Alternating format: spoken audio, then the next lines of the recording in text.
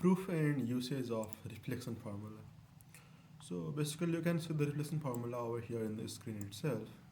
This is just that if we change the limits of integration, yeah, if we change the order of the limits of integration from a to b to b to a, in this case, uh, okay,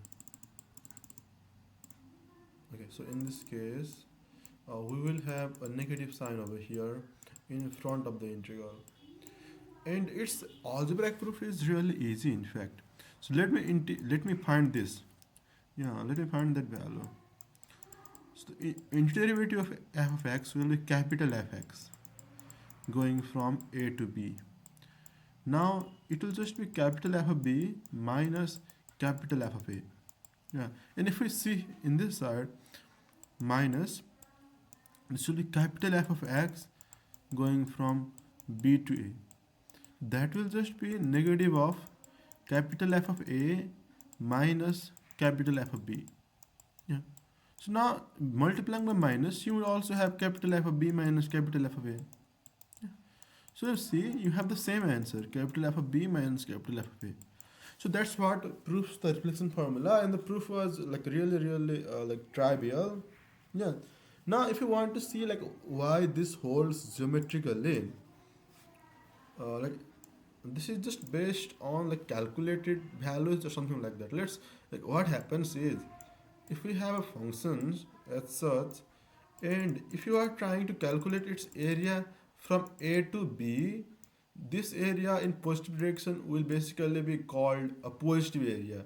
That is because, that is probably because like over here the dx will be, like let's say if this is a2, this is a1, dx is actually a2 minus a1. Yeah, so since a2 is greater than a1, dx will be positive in this case.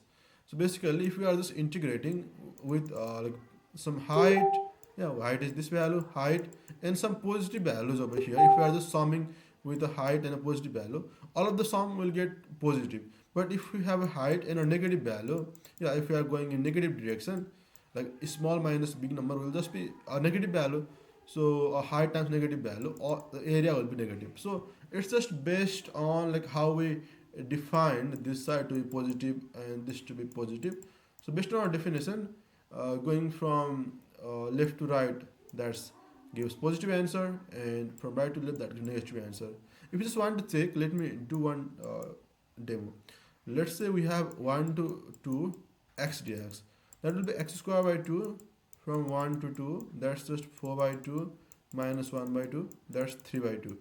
But if this is from 2 to 1 of x dx, that will just be x square by 2 from 2 to 1. That is 1 by 2 minus 4 by 2. So it's minus 3 by 2. So you see, when we are going from left to right, that will always be positive, and from right to left that's negative. So from like this verification as well, like it kind of becomes obvious like why there should be a negative sign. Yeah. Now if you know this, let me show you some cases where this can be useful. Let's say we have integral from 0 to 1 of ln x dx. Now this can be easily integrated using integration by parts as well. Yeah, using integration by parts, we can easily integrate this, and the answer comes out to be minus 1. But let's say if you don't want to use integration by parts, new substitution. In that case, you will need the reflection formula. Let me show you. So if you substitute ln x as y, we will have e to the power y as x, and e to the power y dy as dx. Now, ln of 0 is minus infinity. Ln of 1 is 0. Y times dx is e to the power y dy. Now because here's in minus infinity, you can think of making this substitution z equals to minus y, so that you will have integration from infinity to 0, and y equals to minus z e to the power minus z, and dy will also be minus, and dy will be a minus dz. Okay, fine, minus dz, yeah. Okay, and then minus minus cancels out. We have integration from infinity to 0, g e to the power minus z dz. Now you might want to change the limits of integration. So in that case, you can introduce a minus sign and then change it. So in this case, the reflection formula can be useful. Now after this, you again need to use integration by parts though. That you will not get like rid of that technique. You need to use it. Yeah, I just wanted to show you like how it can be used. So I just showed you, but this did not make the integral any simpler because again now here we have to use integration by parts. We could have used it in the first step itself. That would have been a lot simpler. Yeah, but let's still use it, and let us see if the answer is -1 or not. Yeah, and over here this will be g integral of e to the power minus c is minus c by minus 1 minus integral of, and then derivative of g is 1 and the integral e to the power minus c by minus 1. So minus is minus g to the power minus c, minus minus cancels out again, that will be plus e to the power minus c by minus 1. Yeah. This is from 0 to infinity. And now multiplying by minus, we will have g to the power minus g minus e to the power minus g from 0 to infinity.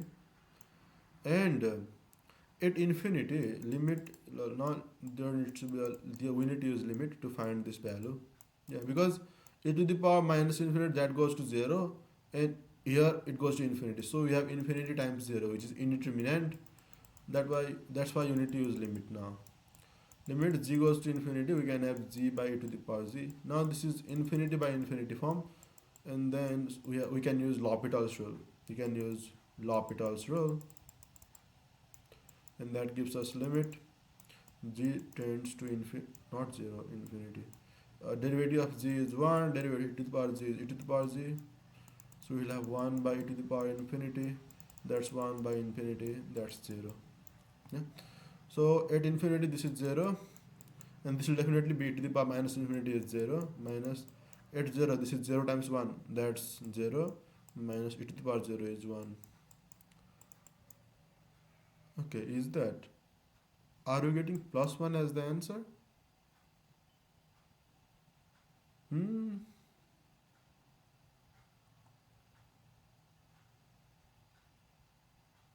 Okay, no, this is, okay, when you multiply minus, minus minus cancels out, minus and minus and cancels out. This is plus, that's why.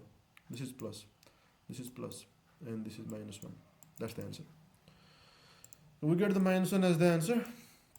And here also, if you are trying to like evaluate the limit when like limit x goes to 0 for x ln x, yeah, in this case we have 0 times infinity or minus infinity, so it's indeterminate, and you need to use L'Hopital's rule here as well.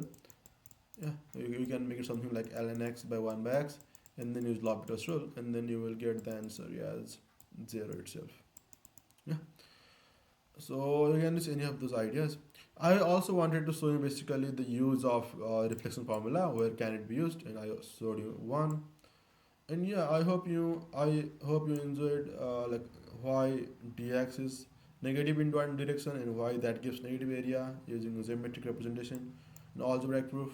Hope you enjoyed the video, and if you want similar introductions to like advanced integration techniques, you can check a playlist over here.